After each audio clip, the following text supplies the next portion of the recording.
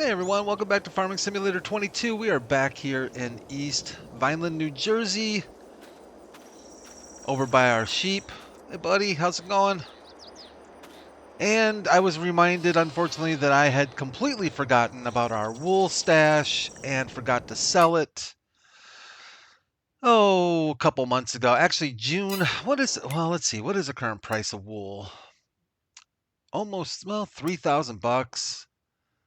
Yeah, see, we're heading on a downtrend right now. So what my thoughts were, maybe we can stash this wool in our little shed here and keep it coming and just wait till next time she peaks out and we can sell it then. In the meantime, I was thinking, why not max out our sheep? 40 more sheep maxes out our sheep shed, so we might as well do that. And then the next thing I thought about was maybe we should consider buying the spinnery if we're going to be contributing all this wool over there. So it's something to think about. I don't know. I don't know whether the spinnery's a better deal or going for that grain mill so we can do some crack corn and stuff. We might even be able to do both, and maybe we'll just hit a couple productions before we expand our property. It's just hard to know. I'm feeling excited though about the future because we are pretty much wrapping up June here one way or the other, and July is going to be busy because I also forgot about our bunker silo full of silage that's fermenting. And that's at 21%. So we've got a large chunk of change right here waiting for us. We've got decent money over there with the wool waiting for us. We've got crops all around us waiting for us. So, hey, I think we better, make hay while the sun shines or whatever. But let's max out our sheep. Now, I think normally I buy the um, the older sheep, if I'm not mistaken. I think we're going to stick with that trend. 1, 2, 3, 4. So if we buy 10 more of each, that will max out our sheep shed, our sheep pen. Let's just do that. Get it over with. That way we know where we sit with the sheep. So there we go. We've got all 500 out of 500 sheep. And as far as food goes, they're in pretty good shape. We can drag some grass over to them next month or the following month. They'll be in pretty good shape. As far as all these go, there's still room, it looks like, for some more wool pallets. I'm just going to do this real quick because it's going to make life a little bit simpler. And we'd have to get a... Oh, huh. That's a tight fit. I wonder... There's a couple of mods out there of pallet jacks that might actually fit and work nice in this spot right here. Maybe it's something to consider. Or I do it the old school way, like I like to do if I'm not recording and I'm playing on my own, is I just grab these things and move them to the shed to make room for more wool. You can double stack them and get quite a bit in there. I hope everybody's having a really good week. Welcome to Thursday. Holy cow, tonight is Throwback Thursday. That episode has been recorded, it's in the books, and ready to go live. I had a lot of fun making that one. I hope you all enjoyed that if you get a chance to check it out.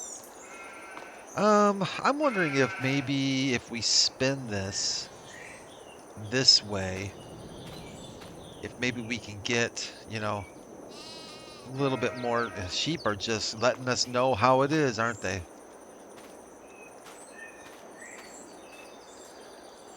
So, how has your week been this week? It's been kind of an interesting week, hasn't it? All with the elections and stuff.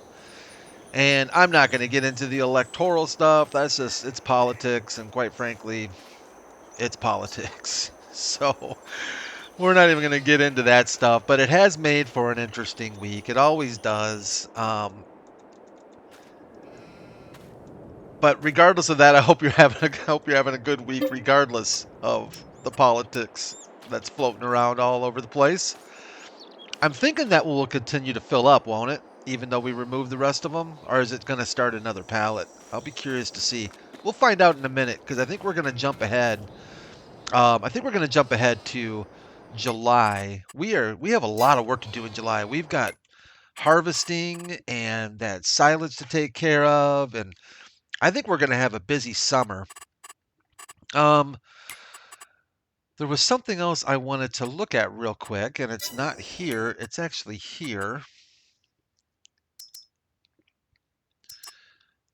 I wonder if that little guy right there would do nice in that wool section. I'm just thinking, I don't mind using the super strength if I'm being honest.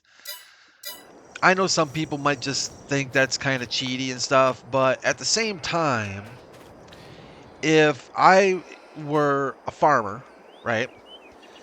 Like in real life, I toggled super strength off, right? Yeah. If I were a farmer in real life, I would probably come over here and I would grab one of these, whatever they are, bags of wool. And they can't be that heavy, right? They're wool.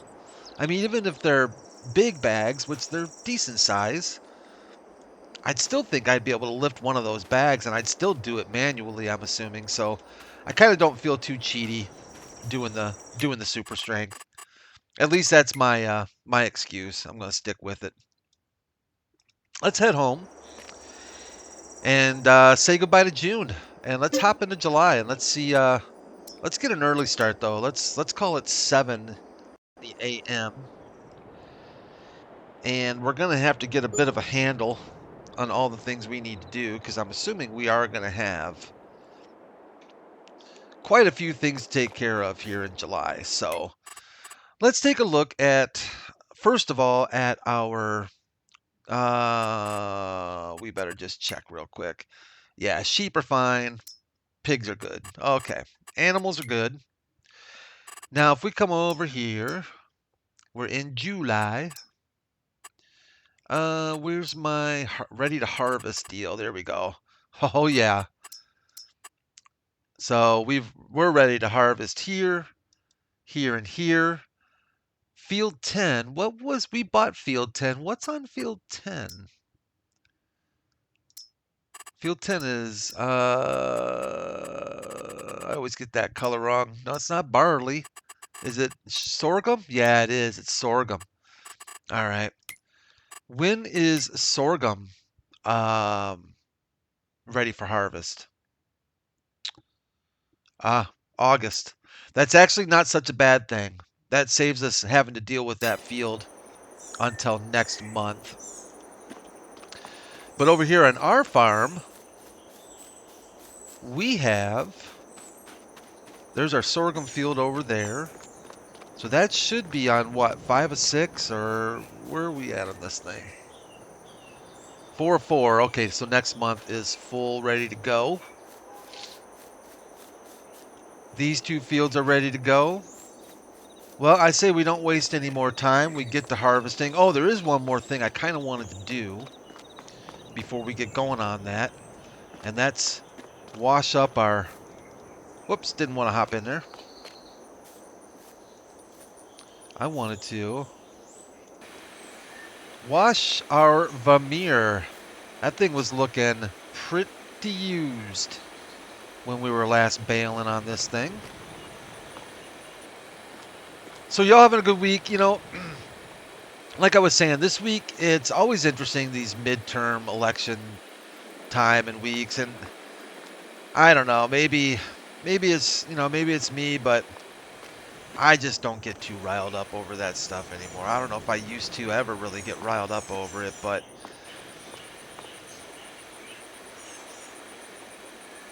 I always seem to think that my life continues to go as it's pretty much gone regardless of who's pulling what strings. So I just try to do the best I can, and we're just going to enjoy Farming Simulator, and it doesn't matter where you fall politically. This game, we all know and can agree that this game is awesome. So there's that, right?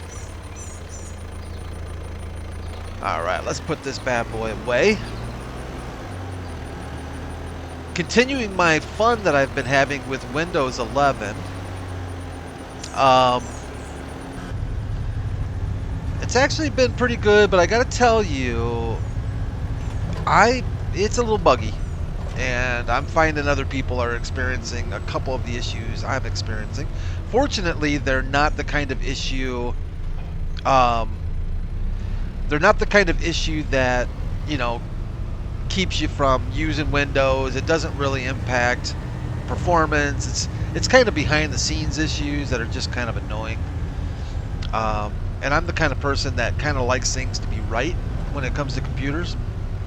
So it's kind of bugging me a little bit, but I'm going to get that straightened out. If I'm being real honest, I'm probably going to wait till Christmas break and maybe over the new year, and I'm going to do my default computer wipe and rebuild the way I normally do it instead of the way I did it this time, which was kind of a half measure, more or less. Oh, I miss you, Case. Look at this bad boy. Wouldn't you like to be behind the wheel of this thing, like in real life, with that bumblebee header up front there? I mean, that just looks the business, doesn't it? It looks the business. Yeah. I think when I was a little kid, I was afraid of combines. I think I watched something. It was some cartoon or something where I'm sure it was totally kid friendly and stuff, but a combine freaked me out.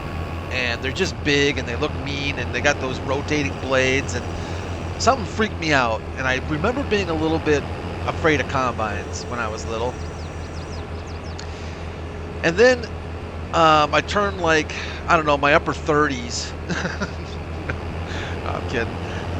Well, I'm not kidding about that. I'm past that, but I got a little older and grew out of it. But then I became more fascinated with them than anything, and went through a spell while I was really fascinated with farming equipment in general.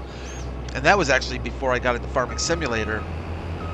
But boy, did this game teach me a lot about farming, and that's why I love it. I love the fact that you can learn something new, and what do I need to do? Oh, I need to unfold the bumblebee? Well, let's unfold the bumblebee. What unfolds? Those things in front? Oh, yeah. Okay. I got you covered, Slick. Now, let's see here. Do we have straw swath enabled? Pipe out. Why do I not see straw swath? Enable straw swath. Am I, like, just missing that option? Fold harvester. That's weird. Isn't enable disable straw swath usually? Let's take a look down here on the hiney of the case. That's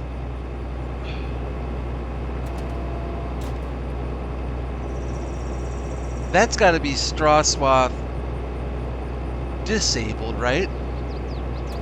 And that's for swathing? Because I would think if those are down, they're going to spread the chaff, right? Let's try it up. Let's see how that goes. That's weird. I'm not getting that message over there. Maybe I'm missing something. Let's get a little headland going on here. It's not a big deal. We can always turn on swathing if we, Oh, hello, Bambi. Speaking of Bambi, I don't know about you all where you live, but in my neck of the woods, hunting season is around the corner. At least rifle season. I think bow season might have been. I don't even know how to say it. I'm going to say it Southern style. Might has already started. But yeah, rifle season I think is coming up. So all of a sudden I'm seeing at work all this time off people are requesting because it's hunting season, and everybody's MIA. It's like the place just empties out during hunting season. It's actually kind of funny just to see how many people just say goodbye. I'm going hunting. I don't know if you all hunt. I used to hunt. I haven't in a few years, but I honestly really enjoyed it. My favorite part of hunting, man. What am I running? Oh, Is there another one of those things down there somewhere? Seems like I was running over something back here. There's not another one of those piggies or sheep laying on the ground or something, is there? Did you guys see that? It was kind of running over something, it looked like, didn't it? I don't know, I'm blind as bad as it is, so if I was running over something, maybe it was just going down into the field or something. Huh. Alright. Like I was saying, I used to hunt, and honestly, my favorite part of hunting was just that peace and quiet. Sitting out in the woods by yourself on a really nice, cold, crisp morning. It was just, yeah, it was just so relaxing and stuff. And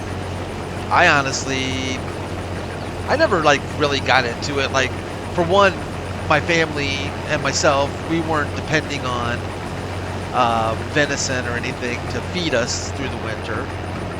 Even though I do enjoy venison, we weren't like, you know, boy, we really need to, you know, get a deer or two to save money and all that stuff. You know, we might as well just go straight ahead, shouldn't we? No use in separating these fields since they're both the same crop. So I did it more for the relaxation and fun and kind of that kind of thing, but I miss it. I do miss it.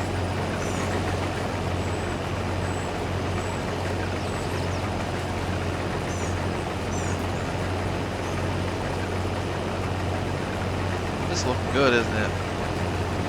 I'm so glad we are finally in harvest season. I'm excited about this because I see, you know, I see the money.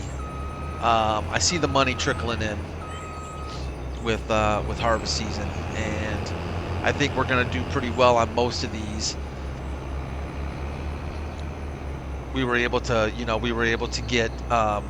get things limed up and fertilized up and stuff, and I think we're going to do pretty well yield-wise. At least we should do fairly well yield-wise, if I remember correctly.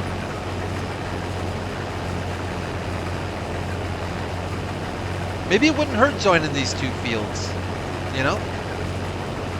Maybe if we join these two fields,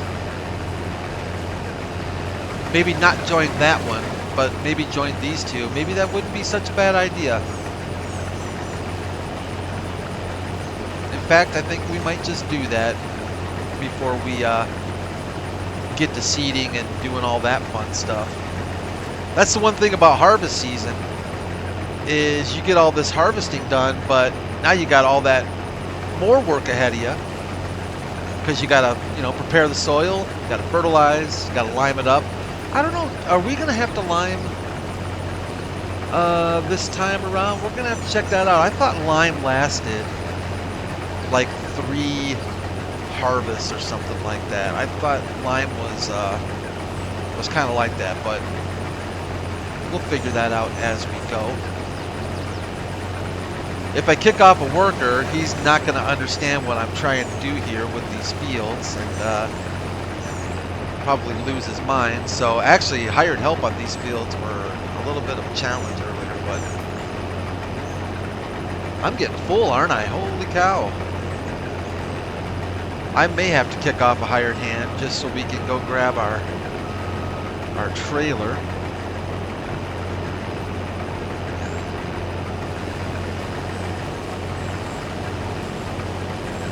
No mods today.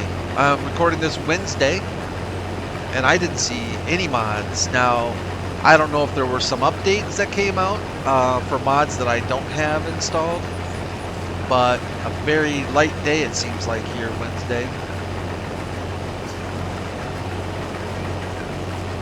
I was eyeballing that Michigan Farms map, but it looks very much like Frankenmuth, and I kind of feel, at least my opinion, I kind of feel like it's so similar to Frankenmuth that I've already played Frankenmuth, and it doesn't really appeal to me to play that map. It's got some differences, here and there, but I've been eyeballing that either that Iowa Plains or Pulova. I really like the looks of Pulova. I keep going back to that map, but I know it's going to be bad for me because it's one of those maps with those, with a really tight farm.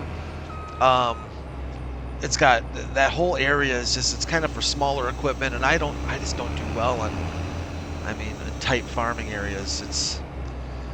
But it's a beautiful map, and it just really, it's kind of calling out to me. So I don't know if I want to tackle Pulova quite yet or not. Would you all be interested in seeing Pulova? I don't know. There was another one too that I can't remember off the top of my head what its name was. Was it another New York map that came out recently? What do we want here? We don't need... Our M7 should do us well here, I think. We're just going to be trucking it over to the silo. So I think this M7 will do all right for us. We might want to consider as well a larger trailer.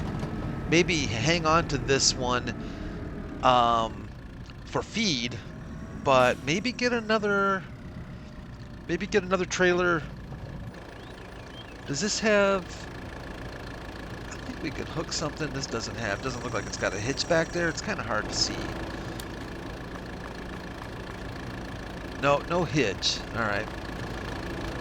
Well, we might be good. We might be well off considering a larger trailer. But if we do that, I still would not mind getting my hands on that TLX 9000 cab over truck. But then I started thinking about that, and that thing is big. That's a big truck, and there's no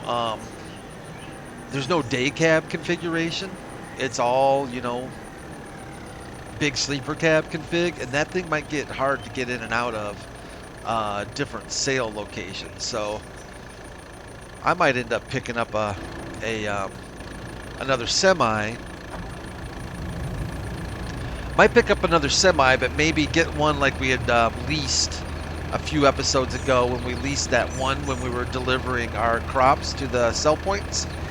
That was kind of a basic cab over truck that size-wise, I kind of like how it fit in the map, for this map, at least at the sell points. But this trailer is not so big, and it's nice to have. I guess we could always just lease stuff when it comes time for selling. Maybe that's just the way to do it. You lease a semi, you lease a big trailer, and go sell your goods and return it. Maybe that's just the best idea. That way you're not putting out all that money and cost for it to sit on your farm, a good chunk of time when you're not having to use it. Unless we can maybe find something used.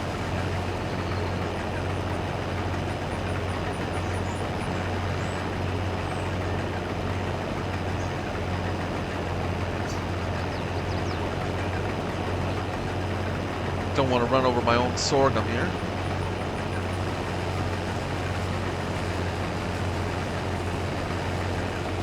Let's do a little in cab and see if I can manage to do this half well. It's hard to get that lined up over there without being able to peek around, and get a little depth perception on it, get a little bit of a better view. It's hard to line up that edge. I do have GPS, but we seem to be doing all right with what we got going on here.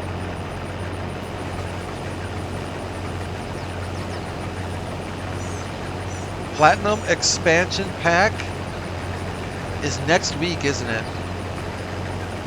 Oh boy. Should be interesting.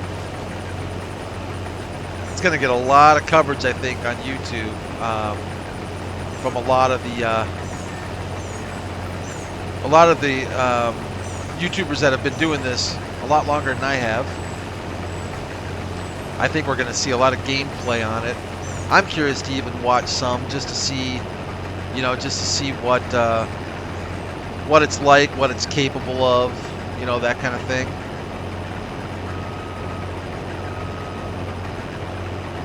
And I think I must have been wrong about that Volvo truck. I could have swore when I saw screenshots early on with that expansion pack that the Volvo they showed, the semi they showed, was an older, like 80s Volvo cab over. But I was just looking at the equipment that they're going to be offering, and the Volvo I saw now is a Globetrotter, which is a newer style, European looking cab over. I must have just not seen it right, because I could swear I saw an old 80s style Volvo truck, but maybe I just didn't look at it correctly.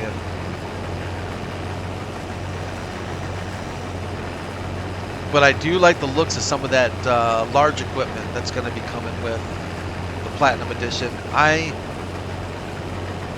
I'm going to be surprised. I think I'd be surprised if on the next version of Farming Simulator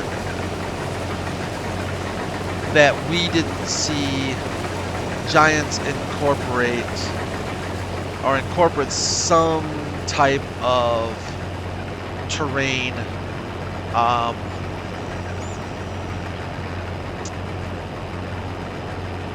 What is it called? That terraforming? That mod? I'm going to be surprised if we don't see something being added to this next version of Farming Simulator that is going to allow for possibly rock digging, maybe a little bit more mining centered. I have to believe that's probably going to be happening. Giants knows they're looking at all these modded maps that come with, you know, that come with mines.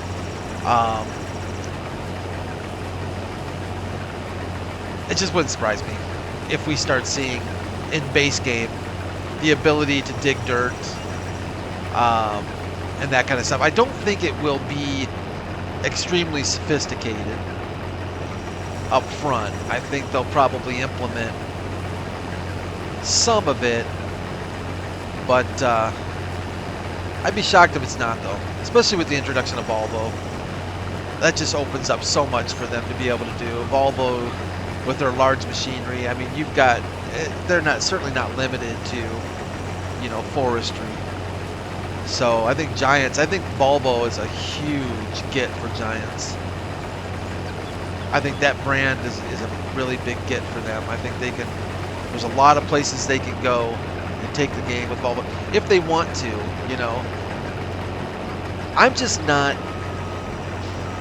I personally, at least right now as it stands, I'm just not into that. I'm just not into the terraforming with the way it stands now. It's just not my thing. But it is a lot of other people's thing, and a lot of people enjoy it. So yeah, you know, add it to the game. As long as the game just doesn't get out of hand with too many features and the quality goes downhill, you know. I just want to see the game. I want to see the game. Man, I gotta pay closer attention to this thing, don't I? I want to see the game's quality be priority. That's just me, though.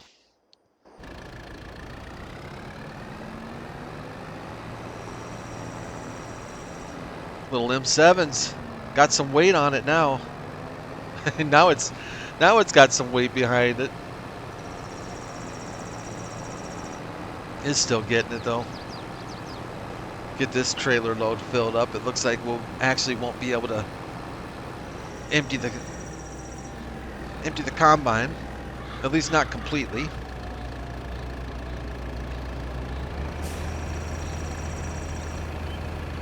But enough to get it set on its way once again.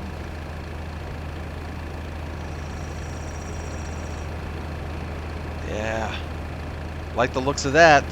That's money in the bank right there.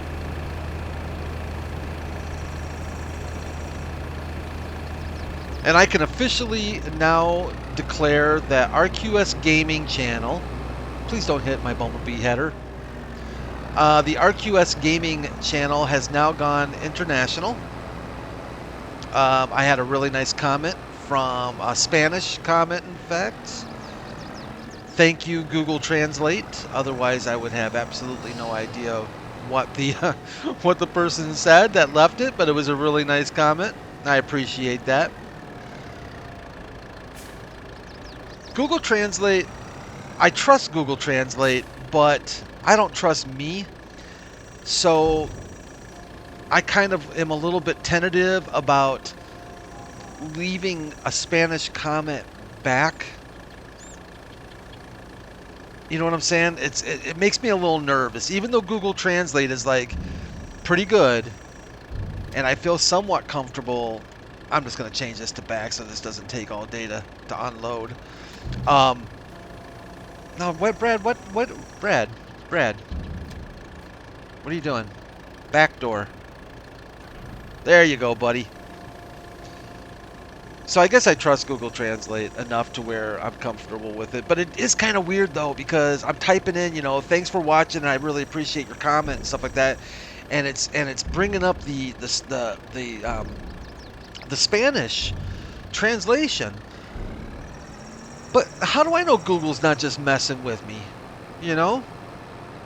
Maybe they're just messing with me, and it says something mean, or it says, you know, something, you know, about somebody's parents or something like that. I don't know. I guess I have to trust Google that they're not going to play that kind of joke on me, and they're going to translate it the way I actually want it to be translated. But I was thinking about that when I was leaving that message. I was like, man, I hope this says what I think it says, because I don't need to offend anybody. That's for darn sure. Alright, let's get this, keep this field going.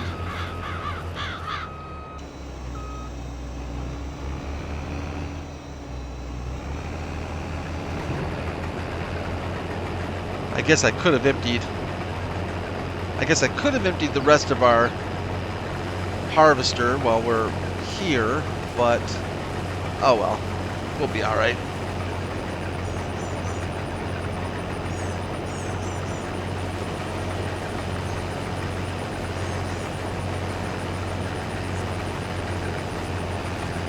Be interesting to see the sales on that. You know, I don't know how, if there's a way. I thought there was a way in Steam to be able to look at sales figures of games, and I don't know if they're how specific they are about that, though. I know that they list top 10 and stuff like that, and you can look up some of those statistics. But I would be curious to see the sales figures on the expansion pack. And I know not everybody buys their versions through Steam. You know, you've got console players, obviously, that don't. And then you've also got people that still buy copies of the game either direct from Giants, or they buy physical copies. I guess there's still people that buy physical copies of games. I don't think I have bought a physical copy of a piece of software. I can't remember the last time I did. I remember how much fun it was, though, to be able to go into like Best Buy and computer stores and actually look at software on the shelf and look at the boxes of software, and you know, they always look so good. You know, you had your productivity section, You had your gaming section, you had your performance and PC maintenance section, and you'd see these pieces of software there and pick up the box and read about it, and see if your system meets the minimum requirements, and then you actually bought software like you do, you know, I was going to say like you would a book or something, but I don't think people hardly buy physical copies of books nearly as much as they used to anymore either. But it's kind of interesting, the changes, you know, that, and I can't imagine, you know, the funny thing is, of course, you would expect that because the software developers and the publishers don't have that expense anymore of producing all that, you know, documentation and the box and the physical, you know, CD or what used to be floppy drives, floppy disks and stuff like that. You'd think it'd be, you know, there'd be some price adjustment for that. But at the same time, you got to realize too, I guess, that they're paying Steam, you know, X amount of money, and they're paying Microsoft, and they're paying Sony, and, you know, everybody's got their, you know, dipping their hand in the money bucket there.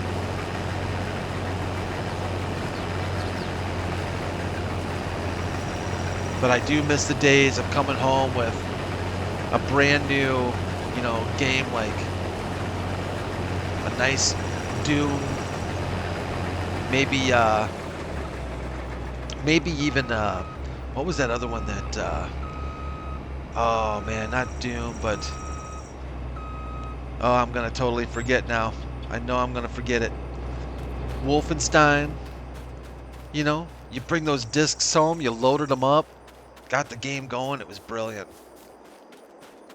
And believe it or not, you didn't have all this nutty security stuff that you have to deal with nowadays, and you've got to have a 20-digit security code, and you've got to authenticate.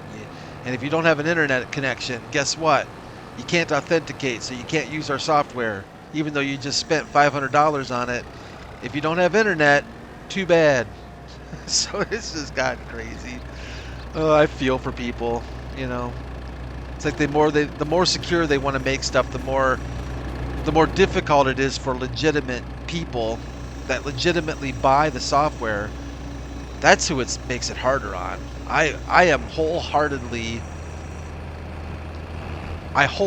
believe that. I've just seen it too many times where it's not the pirates it's not the software pirates that you're hurting. They can already get around your cheesy license stuff.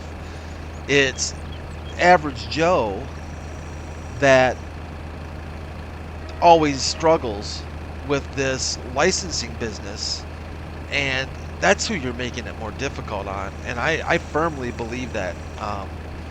But some of these software developers are just so paranoid and so worried about pirating.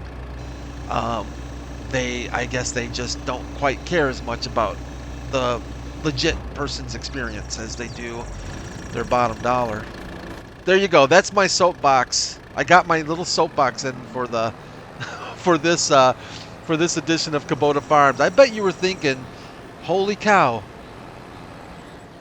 this episode of Kubota Farms is almost over and Brad hasn't gotten on any soapboxes. Can he make it? I came close. You got to give me credit. I came darn close. But that does it frosts me though a little bit. That's a subject we will talk about some more though, but unfortunately we have reached the end of this episode of Kubota Farms. So if you want to hear me rant and rave some more about software licensing and pity the common man, yeah, you've come to the right place, because I am on your side, that's for sure. All right, everyone. Well, thank you so much again for joining me and for moving into July. I can't believe we're already on episode 41. That's pretty awesome. But we are in July. We're going to have a lot of fun. We got a lot of work to get through July and into August. And I'm looking forward to watching our bank account increase as well. You all take care of yourselves. More importantly, let's take care of each other. And I will see you tonight, hopefully, on Throwback Thursday. If not, then I will see you Friday morning again, back here in East Vineland. Take care, everyone.